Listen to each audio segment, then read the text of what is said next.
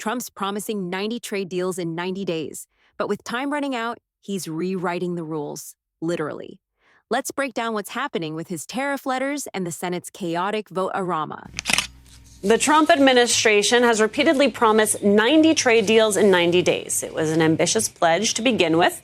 But this afternoon, with only 10 days left in that timeline, it appears the administration has only 1.5 agreements in place. Naturally, the goalpost moving has already begun. Treasury Secretary Scott Bessent now suggesting negotiations could be wrapped up by Labor Day.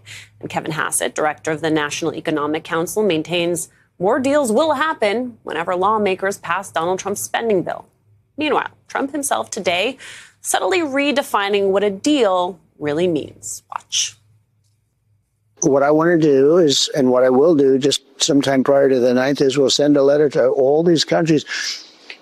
There's 200 countries. You can't talk to all of them, no matter how many people you have. You can't talk to all of them. We'll send a letter and we'll say we would consider it a great honor, and this is what you'll have to do to shop in the United States. We're like a department store, to shop in the United States, and you'll pay a 25% tariff, and we wish you a lot of luck. And that's the end of the trade. These letters demand a 25% tariff to trade with the U.S.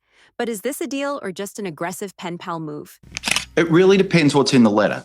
Okay, so the 90-day pause is meant to end next week. I've heard it called Taco Tuesday. And if it turns out to be a Taco Tuesday where those letters are sort of meek and mild and say, you know, I'm walking back from tariffs, then don't expect markets to respond much at all. But if, as I think we're hearing signs of, he's going to go back to very high, very robust tariff policies, the sorts that would decimate trade between the US and other countries and the sort that would call forth retaliation from our partners, if that's what happens, you can expect exactly what we saw happen on Liberation Day to happen again on Taco Tuesday, which is the president walks out in the lawn, announces a crazy and incoherent set of tariffs, and the markets freak out saying, hey, I didn't realize you were serious about this. Oh, my goodness, if this is what you think economic policy is, the United States is not a bet we think is worth making. Meanwhile, the Senate's battling over Trump's mega bill, with Medicaid cuts sparking major tension.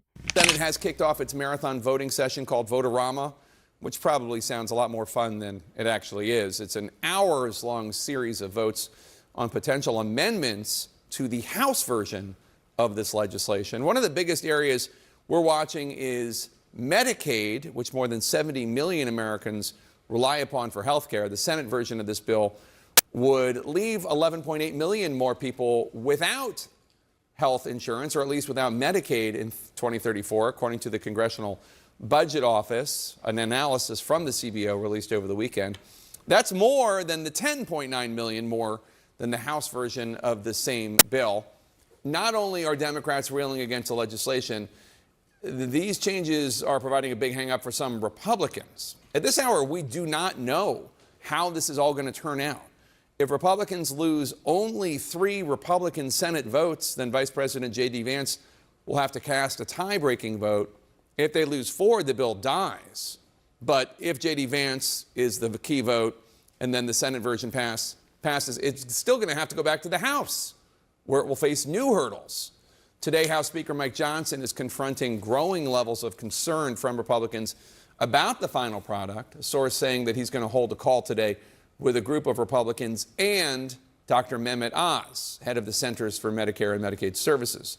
President Trump now has just 4 days left to get the bill to his desk for his own self-imposed July 4th deadline. Today, White House Press Secretary Caroline Leavitt said the White House is confident that this is all going to happen. With deadlines ticking and deals in flux, will Trump's tariff letters and mega bill deliver, or just deepen the divide? Stay tuned to TFN for the truth behind the headlines.